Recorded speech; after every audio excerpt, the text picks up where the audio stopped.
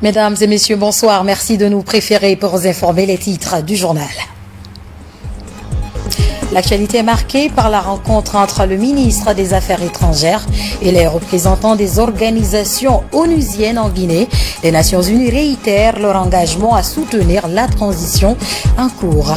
À Beila, la non-qualification du personnel de santé et le manque d'électricité sont deux problèmes auxquels l'hôpital préfectoral est confronté. Les médecins attirent l'attention des nouvelles autorités sur la question. Enfin, ouverture à Massanta des audiences criminelles au tribunal de première instance. 4 meurtres et 3 dossiers de viol sont inscrits à l'ordre du jour. C'est tout pour les titres. Encore une fois, bonsoir et bienvenue à tous. Je vous le disais, les représentants des organisations onusiennes étaient en entretien avec le ministre des Affaires étrangères. Les échanges ont porté sur la transition en cours. Le coordinateur du système des Nations Unies réitère son engagement à soutenir la Guinée en cette période cruciale. Bernard Tonguino, compte rendu. C'est un soutien détail pour le pouvoir de Conakry. Le CNRD et le gouvernement peuvent compter sur les Nations Unies pour le succès de la transition. Un tête-à-tête avec le chef de la diplomatie guinéenne, une rencontre d'1 heure environ, élargie aux 24 agences onusiennes présentes en Guinée. Et au sortir de l'audience, une annonce qui rassure. Nous avons tenu, et à travers ma voix, j'ai tenu à réaffirmer le soutien de l'ensemble du système des Nations Unies à accompagner cette transition, à accompagner les autorités de la transition et à accompagner toutes les Guinéennes et les Guinéens pour avancer dans le sens du développement économique et social. L'objectif des Nations Unies est de permettre à la Guinée de réussir la transition amorcée dans le pays depuis septembre dernier. Au ministère des Affaires étrangères, le message sonne comme un réconfort. Nous sommes heureux de constater que ce système, qui est en fait la gouvernance mondiale, est décidé à aider les autorités de la transition. Et donc, à travers ces autorités, à continuer à aider les populations guinéennes. C'est ça l'essentiel. Donc je les remercie au nom de Monsieur le Président de la République, je les remercie au nom de Monsieur le Premier ministre et au nom des populations guinéennes. Pendant ce temps, le ministre des Affaires étrangères multiplie des entrevues avec les diplomates accrédités en Guinée. Prise de contacts et échanges d'informations sur la transition sont au menu de ces rencontres. Ce jeudi, le chef de la diplomatie guinéenne s'est entretenu avec une délégation de la CEDEAO, en attendant de rencontrer celle de l'Union européenne lundi. Et puis l'axe de coopération se renforce davantage entre la Guinée et le Japon. 3 protocoles d'accord ont été signés ce jeudi. Les 2 premiers consistent à construire une école primaire à Malassi, localité située à Koya, et la réhabilitation de l'école primaire Matam Ludo. Le 3e, quant à lui, porte sur la réalisation d'un entrepôt de stockage à Kindia, San Maratono, Sunono Sidibé. Par la signature de ces protocoles d'accord, le Japon s'engage à réaliser 3 micro-projets en Guinée. Le premier consiste à construire une école primaire de 6 salles de classe avec toutes les commodités à Malassi, dans la sous-préfecture de Wonkifon, préfecture de Koya. Par le deuxième contrat, le Japon s'engage également à réhabiliter l'école primaire de Matam Lido à Conakry. Nous avons construire 2 écoles et puis un centre de mix, mais il faudrait utiliser très bien et puis d'être comme bien préparé toujours et puis être entretenu. On souhaite utiliser le plus longtemps possible. Presque les enfants ne partaient pas à l'école. Certains partaient à 5 km pour suivre les cours. Et en fin de compte, ils désertent, ils s'assoient à la maison compte tenu de la distance. On a recensé les élèves qui doivent être scolarisés. On a trouvé 325 élèves qui doivent être scolarisés, qui sont à la maison, ne partaient pas. Donc je me suis engagée dans le combat C'est ainsi que l'ambassade a accepté. La troisième convention porte sur la construction d'un entrepôt de stockage et d'une salle polyvalente à Kindia pour la Croix-Rouge guinéenne afin de renforcer les capacités de riposte de ces 20 400 volontaires. Nous avons maintenant le matériel qu'il faut respecter les normes de sécurisation et également la conservation. Bon, on n'avait que des riboles. Les riboles, mais avec les vétus, ces riboles ne pouvaient plus maintenant nous aider à bien conserver ce que nous utilisons quand il y a des épidémies, quand il y a des crises aussi et sanitaires, comme vous le savez, des crises sociopolitiques. Je pense que ça va beaucoup améliorer notre façon maintenant, notre promptitude d'intervention sur le terrain. La signature de ces protocoles d'accord de partenariat détermine la volonté du gouvernement nippon à accompagner la Guinée dans son combat pour la scolarisation des enfants et la lutte contre la pauvreté. Protection de l'espèce aquatique, une séance de sensibilisation vient d'être entamée par le ministère de la Pêche et de l'Économie maritime. L'objectif est d'améliorer les conditions de vie des espèces marines pour un meilleur approvisionnement des populations. Mikine Moussa Kamara, Adiatou Bari. La saison chasse est généralement fatale pour les tortues, les oiseaux marins, tout comme des espèces de poissons non ciblés par les pêcheurs à cause des engins lourds comme les bateaux de pêche. Les prises accidentelles et les enchevêtrements dans les filets de pêche sont une problématique à la fois locale et mondiale pour les animaux aquatiques. C'est des groupes d'espèces qui jouent un rôle clé pour l'équilibre de l'écosystème marin. Et les gens n'avaient pas conscience en Afrique de l'Ouest, puisque c'est déjà des travaux menés qui ont montré l'impact négatif des filets, des engins de pêche, notamment les filets maillants, sur les oiseaux marins et les tortues marines qui sont constamment pris par des pièges de ces engins de pêche. Chaque année, des milliers d'espèces aquatiques finissent leurs jours piégés dans les mailles qui ne leur sont pas destinées. Ces prises accidentelles sont liées au problème de la surpêche et d'autres navigations maritimes. La pêche est utile pour nos pays. Elle a des retombées socio-économiques importantes. Mais il faut qu'elle soit durable. Durable, c'est-à-dire que la pêche ne dégrade pas la biodiversité. Elle doit continuer, mais elle doit continuer de manière durable. Surtout que maintenant, les techniques existent.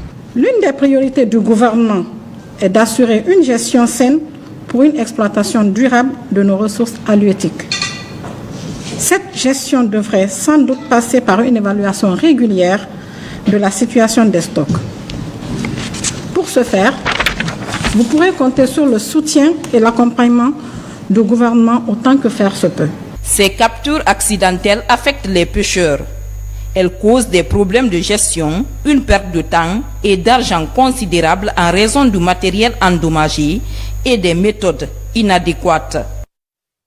Au ministère de la Santé et de l'Hygiène publique, l'heure est à l'élaboration du guide des droits des patients et utilisateurs des services de santé. Il est conçu en collaboration avec le Service national de promotion de la santé et l'ONG Solidarité thérapeutique. Adiatou Bari, Mohamed de Camara. La Guinée veut se doter d'un guide des droits des patients et utilisateurs des services de santé. L'initiative est une première dans l'histoire du système de santé guinéen. Le document, en phase d'élaboration, va se baser sur les nombreuses revendications des patients et usagers des structures de santé. Il prend en compte aussi les devoirs des patients et utilisateurs des services de santé envers le personnel soignant. Vous voyez, ces dernières années, les difficultés que les patients ont été victimes dans les hôpitaux.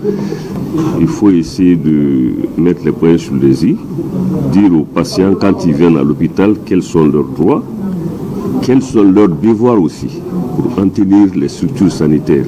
L'objectif, c'est que les usagers, les patients ne soient pas des objets de la prise en charge, mais qu'ils soient acteurs de ce mécanisme. C'est pourquoi j'ai parlé d'échange, de cadre vraiment assez participatif. Ce n'est pas un travail d'opposition entre prestataires de santé et usagers. Représentants de la société civile, praticiens, hommes de droit, associations de presse et médecins forment l'équipe d'élaboration de ce guide. Une équipe de rédaction multisectorielle pour obtenir un document qui reflète les attentes des communautés à la base en matière de respect de leurs droits fondamentaux. Et nous, de façon particulière, nous contribuerons à ce que les préoccupations qui sont exprimées par les patients à la base soient prises en compte dans le document qui va être produit. Mais en plus de ça, que l'on ne se limite pas là et qu'on peut se mettre dans ce document des voies de recours. Une fois élaboré, le guide des droits des patients et des utilisateurs des services de santé va être un outil d'information et de sensibilisation des communautés sur la défense de leurs droits. Le service national de promotion de la santé, son partenaire Soltis, envisage la traduction de ce guide dans les différentes langues nationales.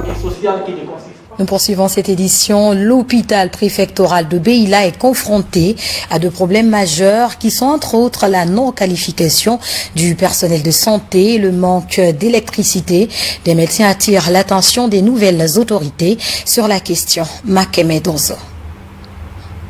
Construit en 1984, l'hôpital préfectoral de Beila a une capacité d'accueil de 46 lits d'hospitalisation, repartis entre 4 services. Il s'agit de la pédiatrie, la médecine générale, la chirurgie et la maternité.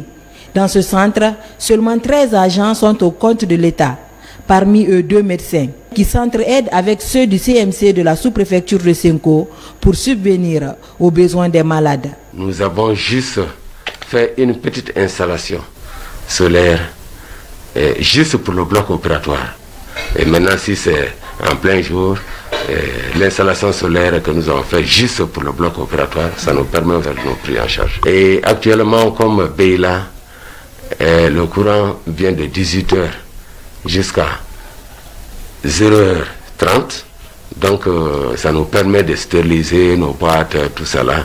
Et quand il y a des interventions la nuit, ça nous permet aussi de faire ces prix en charge là. On a un groupe, vrai groupe électrogène, mais c'est un groupe qui a une grande capacité, qui consomme énormément.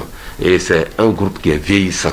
Avec le soutien financier de l'Union européenne et de l'Agence française de développement, le laboratoire a été équipé de quelques nouveaux matériels au mois d'avril 2021. Mais depuis leur installation, ces machines n'ont jamais été utilisées, faute de formation. Les appareils qu'on nous donne, les appareils qu'ils envoient dans nos laboratoires, qu'on nous forme sur la manipulation de ces appareils. Parce que quand on envoie des appareils comme ça et qu'on ne sait pas les manipuler, ça devient un gaspillage. Avec les maigres moyens, l'hôpital préfectoral de Beila arrive à soulager beaucoup de ses patients.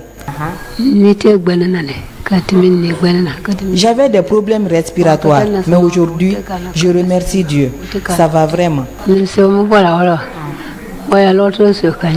Vraiment, l'accueil est vraiment satisfaisant. Ils s'occupent des malades. Vraiment, je remercie Dieu des soins qu'ils me font. La préfecture de Beila, située à 950 km de la capitale Conakry, souffre d'un problème de personnel presque dans tous les services administratifs. Pour le moment, des stagiaires et contractuels sont incontournables dans les services étatiques de la ville de Beila et ses 17 sous-préfectures. Dans le secteur du commerce, le groupe organisé des hommes d'affaires poursuit sa sensibilisation auprès des acteurs à Télimélé. Au menu des échanges, les difficultés que traverse le secteur en cette période de crise sanitaire. Reportage Younoussa Tawel Kamara. Dans sa dynamique de réorganiser le secteur du commerce fortement touché par la pandémie du Covid-19, le président du groupe organisé des hommes d'affaires, Goa, rencontre les acteurs du secteur. À Télimélé, Chérif Mohamed Abdallah Haïdara est venu expliquer aux opérateurs économiques et commerçants la nouvelle stratégie qu'il veut mettre en place pour redynamiser le secteur en vue d'accompagner les nouvelles autorités pour soulager le panier de la ménagère. Le message que nous continuons à lancer à l'endroit de l'ensemble des opérateurs économiques de la Guinée, c'est accompagner le CNRD pour réussir la mission de la transition dans la paix et dans l'unité. L'ensemble des commerçants doit être avec le CNRD, travailler avec le CNRD pour qu'on ait une transition réussie et apaisée. Après avoir écouté les informations sur la réorganisation du GOA, les opérateurs économiques et autorités préfectorales de Télimélé s'accordent à jouer leur partition pour soulager les consommateurs. Les opérateurs économiques de la place élargie à l'ensemble de la population, nous mesurons à juste valeur la portée hautement significative et les retombées sur le panier de la ménagère. La Chambre du commerce préfectoral vous rassure de son soutien sans faille aux nouvelles autorités du pays avec comme référence le président de la République, le colonel Mamadi Doumbouya. Les commerçants de Télimélé, à l'instar de tous les autres commerçants, qui écoutent le message du président du GOA pour que les prix soient... Nous voulons que le Guinéen vive mieux.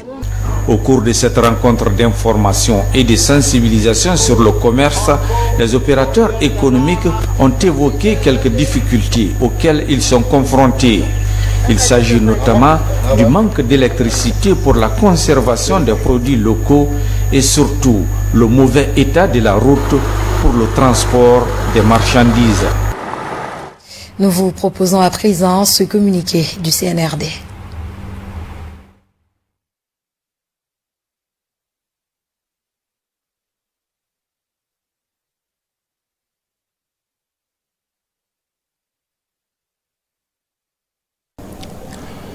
Communiqué du CNRD.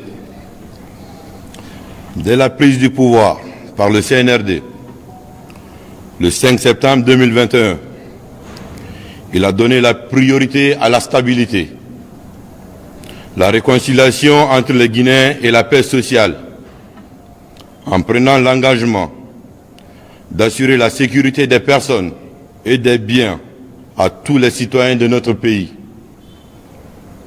À date, le CNRD a tenu son engagement de protection des personnes et de leurs biens, sans violence aucune et dans le respect de la loi. En dépit de cette main tendue,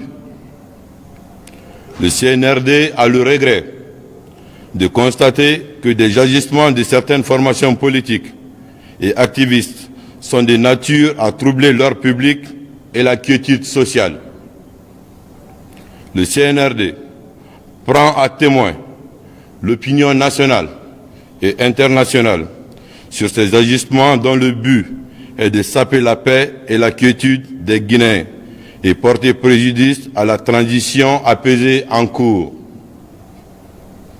Il est important de rappeler qu'avant le 5 septembre, les libertés publiques, individuelles et collectives des Guinéens avaient totalement été confisquées. Depuis la prise du pouvoir par le CNRD, des actes majeurs ont été posés, notamment la libération des détenus politiques, le maintien de la sécurité des personnes et de leurs biens, la réouverture des frontières terrestres avec les pays voisins, la démilitarisation par le démantèlement des PA dans les centres urbains et la levée des barrages, la promulgation de la charte de la transition qui consacre les droits de l'homme et de la personne et définit un mode de dialogue consensuel pour aboutir à une nouvelle Guinée. La désignation d'un Premier ministre civil et la mise en place d'un gouvernement formé de civils, ainsi que plusieurs autres actions de nature à apaiser le rassemblement des Guinéens. Dans ce contexte, le CNRD met en garde les acteurs politiques et les activistes qui refusent de s'inscrire dans cette démarche et agissent contre la paix et la quiétude sociale. Il rappelle que, loin d'être un acte de faiblesse, sa démarche répond à sa volonté d'agir dans le respect des lois nationales, des traités et accords internationaux. Le CNRD rassure les Guinéens qu'il prendra toutes les dispositions régaliennes qui y sied pour assurer leur sécurité. Conakry, le 4 novembre 2021, le CNRD. C'était donc le communiqué du CNRD lu par le colonel Amara Kamara, ministre secrétaire général de la présidence de la République. Dans l'actualité encore, un nouvel outil pour quantifier le carbone. Exact est son nom. Il permettra d'atténuer l'émission des gaz à effet de serre dans les projets de développement agricole et de la foresterie. Explication Ousmane Ba. L'atténuation de l'émission de gaz à effet de serre dans les projets agricoles et de la foresterie en débat. En visioconférence, des cadres guinéens et ivoiriens échangent sur l'utilisation d'un nouvel outil dénommé Exact. Il aide à mesurer l'impact carbone des projets de développement d'une période à une autre. Cette formation vise spécifiquement à identifier l'impact de l'atténuation du changement climatique des activités et interventions des projets, à renforcer les capacités des parties prenantes nationales dans l'estimation et le suivi des objectifs de réduction des émissions, fournir des estimations précises et transparentes de réduction d'émissions de gaz à effet de serre à l'aide des données spécifiques au projet. La République de Guinée est un pays à vocation agro-pastorale. Ce secteur occupe la majeure partie de la population guinéenne, environ 75%. Donc, à l'instar des pays voisins comme la Côte d'Ivoire, la Guinée-Bissau, la culture de cajou prend de l'essor en Guinée. On sait que beaucoup d'entreprises sont en quelque sorte généralement appelées à calculer le bilan carbone annuel. En 3 jours, les participants vont se familiariser à l'outil Exact qui pourrait servir à améliorer la résilience des producteurs et d'atténuer les effets des changements climatiques. C'est un projet semi-mécanique par rapport aux femmes qui sont là en train de brûler les noix d'anacat sur cette procédure ou bien cette méthode archaïque.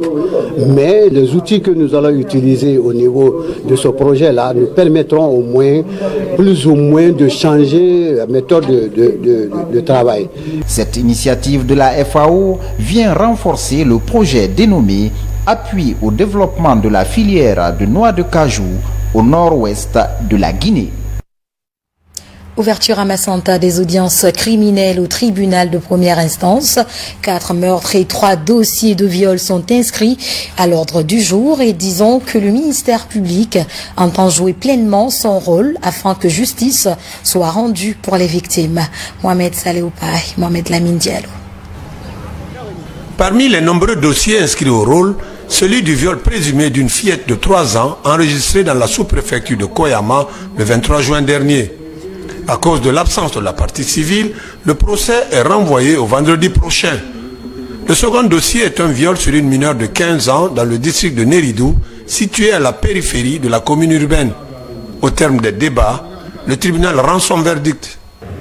Après en avoir délibéré sur l'action publique, déclare Félix Bilivogui coupable de viol sur mineur pour la répression. Le condamne à 15 ans de réclusion criminelle et 5 ans de période de sûreté. Le tout en application des dispositions des articles 114, 268 du Code pénal, 486, 548 du Code de procédure pénale. Pour l'empereur des poursuites, ce verdict n'est que la manifestation de la vérité. Nous ne pouvons que nous réjouir, puisque le droit a été dit dans cette affaire. Nous avons requis la même peine contre cet accusé et heureusement pour nous que le tribunal nous a suivis. Côté partie civile, c'est la satisfaction totale après plusieurs mois d'attente. Je suis content que le jugement qui a été lieu. Vraiment, je les soutenu parce qu'ils font leur métier, ils connaissent très bien leur métier. 3 cas de viol sur mineurs et 4 meurtres sont les dossiers inscrits au rôle au compte de ces audiences criminelles au tribunal de première instance de Massenta. Célébration différée de la journée mondiale de la jeune fille. À Mamou, l'événement a permis de sensibiliser sur les violences basées sur le genre et autres discriminations.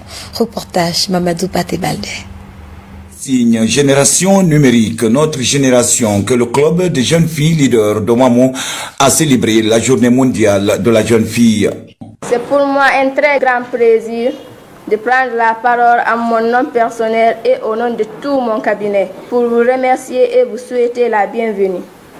Mais bien avant, permettez-moi de remercier l'équipe sortante et leur féliciter du travail abattu lors de leur mandat. Appuyé par Plan Guinée, cette fête a permis au gouverneur sortant de magnifier la volonté du colonel Mamadi Doumbouya, chef de l'État, président du CNRD, de consolider la paix et l'unité nationale et assurer l'émancipation de la jeune fille. Nous œuvrons plus dans le renforcement de capacités et aussi l'autonomisation de la jeune fille et des femmes à travers les GIEC et les travaux à haute intensité de main-d'œuvre que nous organisons au niveau des communes de la région de Maramon. Du gouvernorat à la maison des jeunes, ces jeunes filles leaders ont brandi des slogans. Une manière pour elles de condamner les pratiques d'harcèlement dont elles sont victimes, les mutilations génitales féminines ainsi que les mariages précoces. Toutes les activités, il faut savoir que la jeunesse, elle occupe la place primordiale pour le développement dans tous les secteurs. Nous savons tous que nous sommes une génération qui est trop accro à la numérisation des choses. Donc cette génération, c'est notre génération, donc on doit être libre sur les réseaux sociaux et nous exprimer librement sans pour autant être harcelés par des individus. Pour élever le défi, elle en appelle à une solidarité nationale afin de réduire ces pratiques pour le bien-être de la femme guinéenne. Et puis cette journée a été également célébrée par les femmes du service genre et équité du ministère de l'Éducation nationale à Forêt-Caria. L'occasion a été mise à profit par les initiateurs pour interpeller les parents sur la non-scolarisation de la plupart d'entre elles. Alpha Isiagaba, reportage.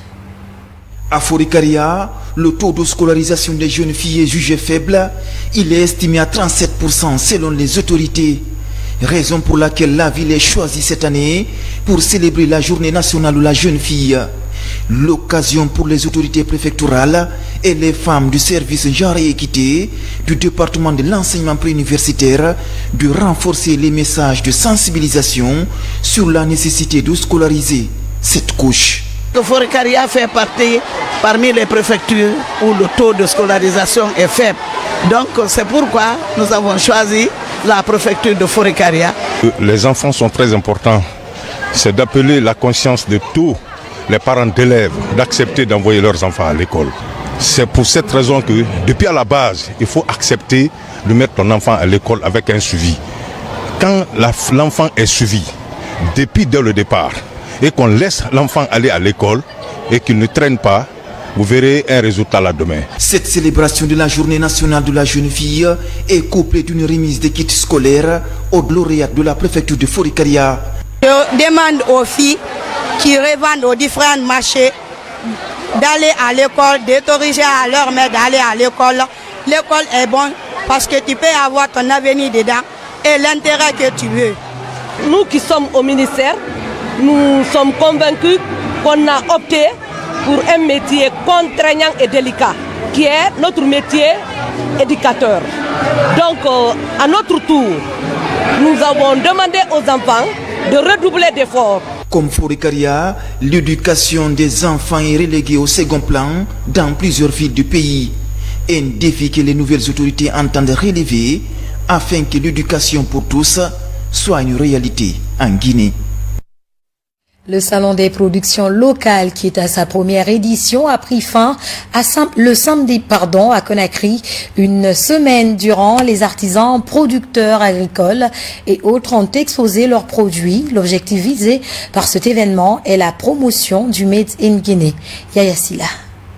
Après plus de 2 semaines d'intenses activités économiques et culturelles consacrées au savoir-faire guinéen, aux échanges sur les opportunités d'encadrement et de promotion des produits Made in Guinée, les promoteurs de Label Guinée se sont réjouis de l'engouement suscité par l'événement. Cet événement a permis, comme vous avez dû vous en rendre compte, a permis aux consommateurs guinéens, à nos compatriotes, de découvrir une face très positive du savoir-faire guinéen, une face qu'on a tendance à ignorer parce que c'est pas les premiers éléments qui apparaissent quand on regarde la télé ou quand on écoute la radio ou sur les sites web. Là, cet événement a permis justement de mettre de la lumière sur ce savoir-faire et on espère que c'est le début d'une belle relation entre le consommateur guinéen et les producteurs de notre pays. Dans cette cérémonie qui boucle la première édition de Label Guinée, les prix ont été attribués aux meilleurs compétiteurs des 3 catégories, à savoir la gastronomie avec le prix Chef Issa, le prix Petit Condé de la musique et le prix Zatrofa de l'innovation. J'étais vraiment émerveillé avec toutes ces productions guinéennes. Les jeunes sont en train de faire des choses extraordinaires. Je pense qu'il leur suffit juste des coups de pouce. Nous, avec toute une logistique appropriée, nous sommes là pour mettre au défi justement toutes ces valorisations et faire valoir notre pays. Le textile guinéen s'est encore illustré à travers le défilé de mode. Les stylistes et modélistes ont cherché à conquérir les cœurs des invités. Quand on présente un défilé de mode, il y a ce qu'on appelle la palette des matières et la palette des formes. Au niveau de la palette des couleurs, je suis restée dans ce qui est sombre et ce qui est chatoyant. Je pense que la meilleure manière de lutter contre la pauvreté, c'est d'accroître la production locale, transformer et de produire de la richesse et l'exporter. Le bouquet final de cette première édition, Label Guinée, a été la prestation de l'artiste du moment, Mohamed Azaya. Religion pour boucler cette édition, à l'abbé s'est tenue une lecture de Saint-Coran. Des religieux venus d'une dizaine de préfectures ont imploré la grâce divine pour le maintien de la paix et de la quiétude sociale, surtout pour la bonne marche de la transition. Encore, Mamadou Alpha Baldé, Sarafdine Diallo. Venus de tout le Fouta, de Dinguiraï, Télémélé, Gawal, Koundara, Dabola et d'autres localités, ces sages, érudits et talibés se retrouvent dans la cité de Karamoko Alpha. En cette période de transition, ces hommes de Dieu implorent la grâce divine pour une transition apaisée. L'objectif visé, c'est quoi? C'est implorer Dieu le Tout-Puissant, Allah, pour qu'il descende sa grâce sur la Guinée et les Guinéens, pour qu'il y ait une transition apaisée. Et nous donner la main, faire des invocations pour que Dieu accompagne le CNRD. Nous sommes à l'abbé au nom des sages de Touba pour répondre à l'appel de tout Fouta par rapport à cette lecture de Saint-Coran qui vise à promouvoir la paix, la cohésion sociale de tous les Guinéens et la réussite effective de cette transition engagée par le CNRD. Ici, le Coran a été lu plusieurs fois pour soutenir le CNRD et son président. Des prières pour la paix et l'union entre les Guinéens sont aussi formulées par ces sages. Colonel Mamadi Doumbouya. Nous avons vu colonel Mamadi Doumbouya, un président qui est en parfaite harmonie de ce qu'il dit et ce qu'il fait par rapport au rassemblement de tous les fils du pays. Donc, il est de notre devoir, nous les sages et érudits de tout Fouta, de les accompagner à travers le lecture du Saint-Coran pour les prières et bénédictions à l'accomplissement de leur noble et exaltante mission. Pendant que les questions de paix, d'unité et de cohésion restent d'actualité, les sages du Fouta promettent de poursuivre leurs actions pour que le Tout-Puissant continue à répandre sa grâce et sa miséricorde partout dans le pays. Mesdames et messieurs, vous suivrez après ce journal des décrets du chef de l'État, président de la transition. C'est la fin de ce journal de mon côté. Grand fut le plaisir de vous servir cette semaine. À très vite sur la lucarne joyeuse. RTG, prenez soin de vous. Au revoir.